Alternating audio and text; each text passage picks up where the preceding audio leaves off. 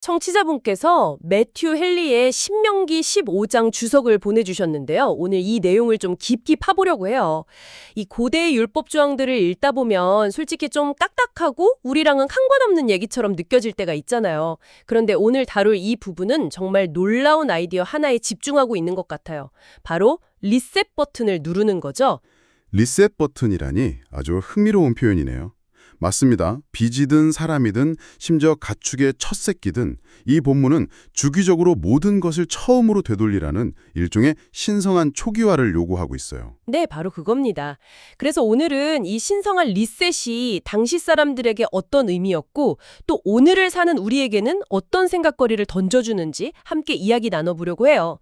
크게 빚의 리셋, 신분의 리셋, 그리고 소유의 리셋 이렇게 세 가지 관점에서 살펴보면 재미있을 것 같아요. 좋습니다. 그 세 가지 리셋의 근본에는 공통된 기억이 자리하고 있죠. 바로 자기들도 이집트에서 노예였다가 해방되었다는 그 구원의 기억이요. 그 기억을 어떻게 공동체의 시스템으로 만들어냈는지 들여다보는 시간이 될 것 같습니다. 자, 그럼 첫 번째, 가장 좀 충격적인 금융 리셋부터 시작해볼까요? 매 7년마다 돌아오는 면제년에 가난한 이웃의 빚을 탕감해주라는 율법인데요. 이게 문서를 찍고 빚을 그냥 완전히 없애주는 거였나요? 아니면 그 해에만 잠시 빚 독촉을 멈추는 개념이었을까요? 그게 학자들 사이에서도 의견이 좀 갈립니다. 한쪽에서는 안식년에는 농사를 안 지으니까 수입이 없잖아요. 그래서 빚 갚기가 어려우니 그 해 동안은 빚 독촉을 잠시 멈춰준 거다. 이렇게 보는 해석이 있고요. 다른 하나는 이제 보내주신 자료가 강조하는 것처럼 빚 자체를 영구적으로 없애주는 완전한 탕감이라는 해석입니다. 완전한 탕감이라니. 아니 솔직히 7년마다 모든 빚이 사라지면 경제가 제대로 돌아갈까 싶어요. 악용될 소지도 너무 많고요. 예를 들어 6년 차에 큰돈을 빌리고 안 갚으려는 사람들이 생기지 않았을까요? 아주 현실적인 질문이에요. 율법도 그 점을 정확하게 예상하고 있었어요. 그래서 이 탕감법에는 몇 가지 중요한 조건이 붙어요. 우선 채무자가 같은 이스라엘 동족이어야 하고요. 또 가난해야 하고 사업 자금이 아니라 정말 생계가 어려워서 빌린 돈이어야 했어요. 아, 그러니까 이 빚을 받게 되면 그 사람이 완전히 파산해서 공동체에서 낙오될 수 있는 경우 그걸 막기 위한 일종의 사회적 안전망이었던 거죠. 아, 그러니까 모든 상업대출까지 다 없애주는 그런 무차별적인 리셋은 아니었군요. 그런데 여기서 더 나아가서 이 율법이 사람들의 마음속까지 파고드는 지점이 정말 소름 돋더라고요. 면제년이 가까워 오니까 사람들이 돈 빌려주기를 꺼리는 상황이 생길 수 있잖아요. 그렇죠. 당연히 생길 수 있는 인간적인 계산이죠. 그런데 신명기 15장 9절이 바로 그 계산적인 마음의 경고를 날립니다. 삼가 너는 마음에 악한 생각을 품지 말라. 여기서 악한 생각이 뭐냐면 면제년 다가오니까 저 사람한테 돈 빌려줘봤자 떼이겠구나 라고 생각하는 바로 그 자체예요. 와, 그게 정말 충격적인 지점이에요. 그냥 거절하지 말라는 행동 규범을 넘어선 거잖아요. 어차피 떼일 돈인데 하고 혼자 속으로 위험을 계산하는 것. 현대 재무 상담사라면 당연히 하라고 조언할 그 이성적인 판단을 악한 생각이라고 규정하다니요. 이건 냉소주의 자체를 법으로 금지하려는 시도처럼 보여요. 맞습니다. 이 율법은 자선을 금융거래가 아니라 신앙행위로 재정의하고 있는 거예요. 리스크는 채우자에게 있는 게 아니라 빌려주는 자를 축복하시겠다고 약속하신 하나님께 있다는 관점의 전환이죠. 우리의 현대 경제학적 상식을 완전히 뒤집어 엎는 발상입니다. 그렇군요. 그런데 이 법이 이방인에게는 적용되지 않았다는 점도 나오잖아요. 현대적인 시각에서 보면 좀 차별적으로 비칠 수도 있는데 여기에는 어떤 배경이 있었을까요? 네, 그 부분도 오해하기 쉬운데요. 당시의 이방인은 주로 상업적인 목적으로 왕래하는 상인들을 가리켰어요. 그들과의 거래는 일반적인 고대 근동의 상법을 따랐죠. 반면 이 율법은 이집트에서의 구원이라는 공통된 역사적 경험을 공유하는 언약 공동체, 다시 말해 가족 내부의 상호 부조를 위한 특별법이었습니다. 아, 가족끼리는 계산하지 말라는 거네요? 그렇죠. 차별의 문제가 아니라 언약 가족 내에서의 특별한 책임과 의무를 규정한 것으로 이해해야 합니다. 결국 손해볼 것을 두려워하지 말고 빌려주라는 건데 이건 사실상 의도적으로 비합리적인 경제활동을 하라는 요구잖아요. 사람들에게 정말 높은 기준을 제시한 것 같아요. 높은 기준이죠. 그리고 성경도 그걸 알고 있습니다.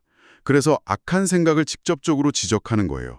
인간의 본능, 자기보호적인 논리는 거절하는 쪽으로 기운다는 걸 알기 때문에 그 본능을 뛰어넘으라고 촉구하는 거죠. 그리고 그 순종에 대한 약속이 따라옵니다.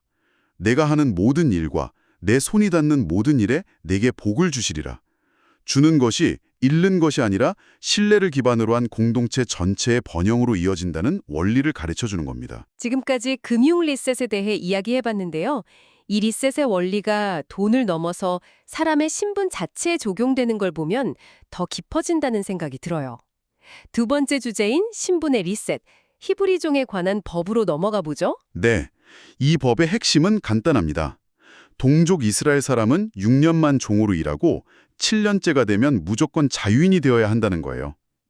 이는 하나님의 백성은 그 누구의 영원한 노예도 될 수 없다는 그들의 정체성에 관한 근본적인 선언입니다. 아, 하나님이 이스라엘을 자유의 백성으로 부르셨기 때문에 그들 사회 안에 영구적인 노예제는 원칙적으로 있을 수 없다는 거군요. 바로 그겁니다. 그런데 여기서 또 아주 독특한 예외 조항이 나오죠. 종이 주인을 너무 사랑하고 그 집안이 좋아서 나가지 않겠습니다라고 선언할 때요. 송곳으로 귀를 뚫는 아주 강렬한 의식이 등장하는데요. 이건 어떤 의미인가요? 굉장히 상징적인 장면이죠. 종이 자유를 거부하고 영원히 그 집에 속하기를 원하면 주인이 그를 문설주 앞으로 데려가 송곳으로 귀를 뚫어 표식을 남겼어요. 이건 결코 소나 말에 낙인을 찍는 것 같은 그런 수치의 표식이 아니에요. 오히려 아주 장엄한 공개 선언이죠. 공개 선언이라 좀 더 설명해 주시겠어요? 생각해보세요. 문설주는 집의 상징이잖아요. 그 문설주에 자신의 귀를 대고 뚫는다는 건 나의 정체성은 이 집, 이 가족에게 있습니다. 나의 소속은 바로 여기입니다라고 온몸으로 외치는 행위예요. 와, 집의 상징인 문설주가 그 순간 헌신을 위한 재단이 되는 거죠. 주어진 자유라는 기본값보다 사랑으로 선택한 자발적 섬김이 더 고귀하고 깊은 가치가 될 수 있음을 보여주는 정말 파격적인 의식입니다. 사랑의 종이 되는 선택이 법적으로 보장된 자유보다 더 깊은 차원의 자유일 수 있다는 말이군요. 정말 역설적이네요. 그리고 이 율법에서 제가 가장 감동받은 부분은 그렇게 6년을 채우고 나가는 종을 절대 빈손으로 보내지 말라는 명령이었어요. 맞아요. 그 부분이 이 법의 정신을 가장 잘 보여주는 대목일 겁니다. 13절과 14절을 보면 그냥 보내지 말고 양떼와 타작마당의 곡식과 포도주 틀의 소출을 후하게 주라고 구체적으로 명시하고 있어요. 왜 그렇게까지 관대해야 했을까요? 성경은 두 가지 이유를 제시하는데 둘 다 기억과 관련이 있습니다. 첫째, 너도 이집트 땅에서 종 되었던 것과 내 하나님 여호와께서 너를 속량하셨음을 기억하라. 즉, 너희가 이집트에서 해방될 때 하나님이 빈손으로 내보내지 않으셨던 것처럼 너희도 받은 은혜대로 베풀라는 거죠. 아, 자신의 구원 이야기를 다른 사람의 삶 속에서 재현하라는 요구군요. 네, 자신의 역사를 잊지 말라는 거고요. 두 번째 이유는 아주 현실적인 계산에 근거합니다. 현실적인 계산이요? 네, 그 종이 6년간 품삯을 받는 품꾼의 2배에 해당하는 가치의 노동을 제공했다는 거예요. 당시 품꾼은 보통 3년 단위로 계약했는데 종은 품삯도 없이 6년을 꼬박 일했으니 그 가치가 훨씬 크다는 거죠. 와, 따라서 후하게 주는 것은 자손이 아니라 그동안의 수고에 대한 정당하고 후한 퇴직금 혹은 창업 지원금 같은 개념이에요. 와, 그냥 감성적인 이유만이 아니었군요. 그들의 노동 가치를 정확히 인정해주라는 거네요. 그냥 자유만 툭 던져주는 게 아니라 그 자유가 실질적으로 가능하도록 새로운 형태의 가난으로 이어지지 않도록 책임지라는 의미가 담겨 있네요. 바로 그겁니다. 진정한 자유는 경제적 자립 기반 위에서 가능하다는 아주 현실적인 통찰이 담겨 있는 거죠. 그리고 이 명령 역시 순종할 때 범사에 복을 주시리라는 약속으로 마무리됩니다. 이렇게 관대하게 베푸는 것이 결국 자신에게 복으로 돌아온다는 원리가 계속 반복되는군요. 이 감사와 보답의 원리는 마지막 주제와도 아주 자연스럽게 연결되는 것 같아요. 바로 소유의 리셋, 가축의 첫 태생에 관한 율법입니다. 네, 앞서 종을 후하게 대하는 이유가 하나님께 받은 것을 기억하기 때문이었잖아요. 그 기억의 원리가 가장 선명하게 드러나는 것이 바로 이 첫 열매, 첫 태생을 드리는 법이에요. 소나 양의 처음 난 수컷은 무조건 하나님의 것으로 구별해서 바쳐야 했어요. 왜 하필 처음 난 것이었을까요? 이 역시 이집트에서의 마지막 밤, 그 유월절 사건을 기억하기 위한 장치입니다. 그날 밤 이집트의 모든 처음 난 것들은 죽음을 맞았지만 이스라엘의 처음 난 것들은 어린 양의 피 덕분에 구원받았죠. 그래서 처음 난 것은 하나님의 구원을 상징하게 된 거예요. 가장 처음 얻은 가장 귀한 것을 하나님께 돌려드림으로써 내 모든 소유의 진중한 주인은 하나님이시며 나의 모든 것은 그분의 은혜로 주어준 것임을 고백하는 행위였던 거죠. 그렇군요. 그럼 하나님께 바쳐진 이 가축들은 어떻게 되었나요? 밭을 가는 데 쓰거나 털을 깎아 이익을 취해서는 안 된다고 되어 있던데요? 그냥 신성한 장식품처럼 뒀던 걸까요? 하하, 그렇진 않았습니다.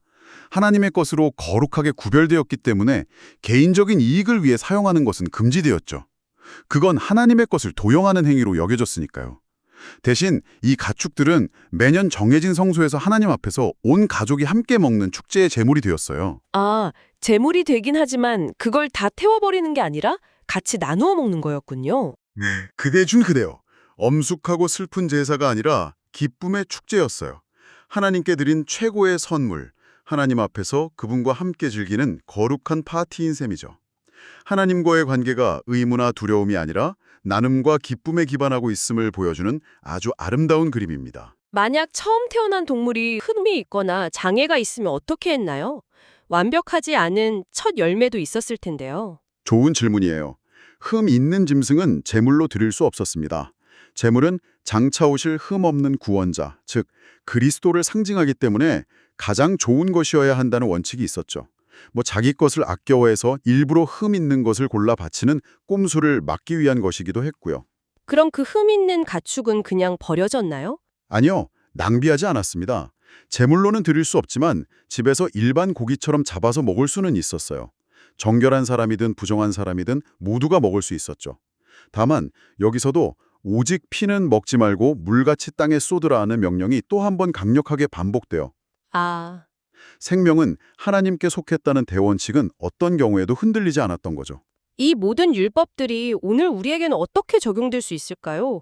우리는 더 이상 문자 그대로 빚을 탕감해주거나 동물을 제물로 바치지는 않잖아요. 물론이죠. 하지만 이 율법들에 담긴 정신, 즉 리셋의 원리는 여전히 우리에게 많은 것을 가르쳐줘요. 우리 자신과 우리의 시간, 재능, 소유의 첫 열매를 하나님께 먼저 드리는 삶의 태도를 배우게 하죠.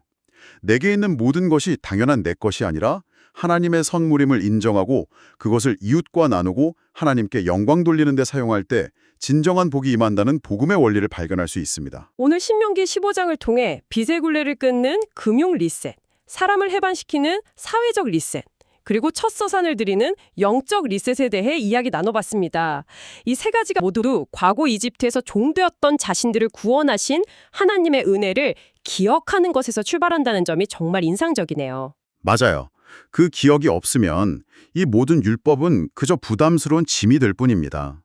하지만 구원의 기억이 있으면 이 율법들은 이웃을 향한 자비와 관용을 실천하는 통로가 되죠. 단순히 율법 조항을 지키는 행위를 넘어서 하나님의 구원 드라마를 내 삶과 우리 공동체 안에서 계속해서 재현해내는 과정이라고 볼 수 있어요. 그리고 그 순종의 과정에 내 손이 닿는 모든 일에 복을 주겠다는 약속이 계속해서 따라붙는다는 것도 놓칠 수 없는 부분이고요. 마지막으로 청취자분께 이런 질문을 남겨드리고 싶네요. 끊임없이 쌓고 축적하는 것이 미덕인 이 시대에 우리 삶 속에 의도적으로 리셋 버튼을 만든다면 어떤 모습일까요? 우리 각자의 삶에서 빚진 자를 용서하고 우리에게 속한 이들에게 관대한 자유를 베풀며 나의 가장 소중한 것을 첫 열매로 늘어드리는 행위는 구체적으로 어떤 실천이 될 수 있을지 생각해 보는 것도 의미 있을 것 같습니다.